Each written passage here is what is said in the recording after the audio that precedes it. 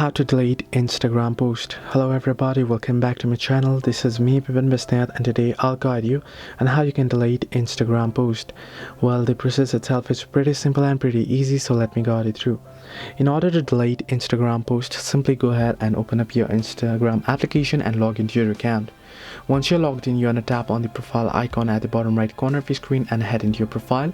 Here you should be able to see any post that you have. So I don't have any post on this account. I'll just switch account real quick.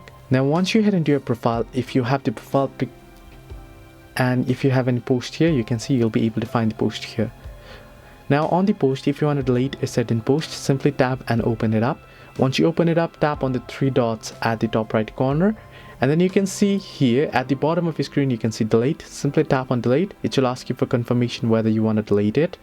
Then you can see whether you want to delete it. If you have linked to your account and you have uploaded it on both, it'll ask you whether you want to delete on both your Facebook and Instagram or Instagram only. Choose the option that you want and then you can go ahead and delete the post. So this is how you can delete the post on Instagram.